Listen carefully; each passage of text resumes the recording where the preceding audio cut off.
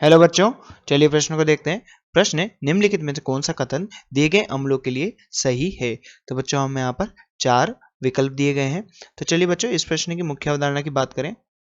मुख्य अवधारणा, तो बच्चों यहाँ पर मुख्यतः हमसे 2 अम्लों के बारे में जानकारी पूछी गई है। जैसे पहला अम्ल क्या है, फॉस्फेनिक अम्ल, और दूसरा फॉस्फोनिक अम्ल। तो सबसे पहले बात करें हम फॉस्फोनिक अम्ल और फॉस्फेनिक अम्ल क्या होता है।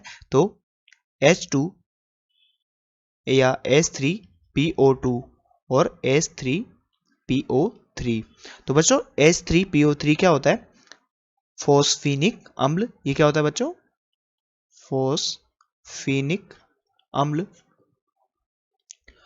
और H3PO3 क्या होता है बच्चों, फॉस्फोनिक अम्ल। ये क्या है बच्चों, फॉस्फोनिक अम्ल। अब फॉस्फेनिक अम्ल को हम और क्या कह सकते हैं बच्चों, हाइपोफॉस्फोरस अम्ल। इसे हम क्या कहते हैं, हाइपोफॉस्फोरस अम्ल।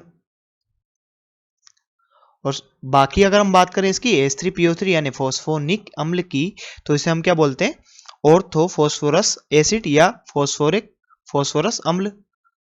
फॉस्फोरस या ऑर्थोफॉस्फोरस अम्ल या फॉस्फोरस अम्ल।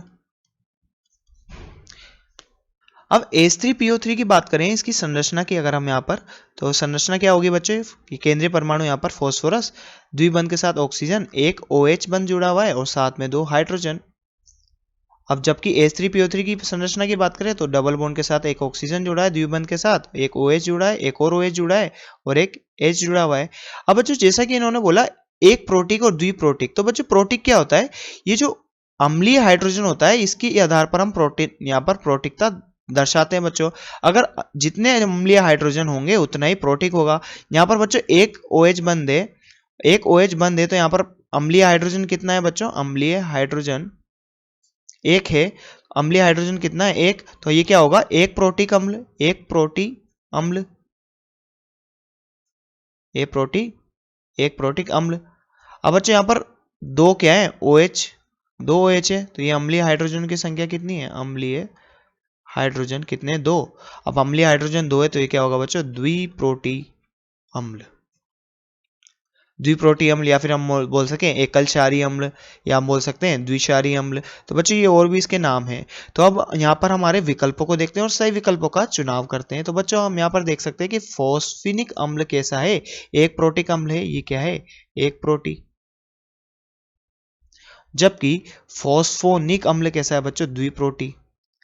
अब विकल्पों को पढ़ते हैं। तो पहला विकल्प है फॉस्फेनिक अम्ल एक प्रोटिक अम्ल है, जबकि फॉस्फोनिक अम्ल द्विप्रोटिक अम्ल है। तो बच्चों जैसा कि हमने यहाँ पर देखा कि फॉस्फेनिक अम्ल कैसा है, एक प्रोटिक अम्ल है, तो ये कथन क्या है, सत्य है। और फॉस्फोनिक अम्ल कैसा है, द्विप्रोटिक अम्ल है, तो बच्चों ये कथन भी सत्य है। तो हमसे सही कथन बच्चों प्रश्न में पूछा गया, तो इस प्रश्न का सही उत्तर क्या होगा बच्चों, विकल्प नंबर ए इस प्रश्न का सही उत्तर होगा। बाकी विकल्पों को देखें तो फॉस्फेनिक अम्ल द्विप्रोटिक अम्ल है, जबकि फॉस्फोनिक अम्ल कैसा है, एक प्रोटिक अम्ल। तो बच्चे तो गलत है, क्योंकि फॉस्फोनिक अम्ल कैसा है, द्विप्रोटिक अम्ल है। तीसरा विकल्प है दोनों त्रिप्रोटिक अम्ल है, गलत। और चौथा विकल्प है दोनों द्विप्रोटिक अम्ल है, तो बच्चों ये भी गलत। तो बच्चों इस प्रश्न का सही उत्तर होगा विकल्प नंबर ए। तो बच्चों आशा करते हैं आपको प्रश्न समझ में आया होगा। धन्यवाद।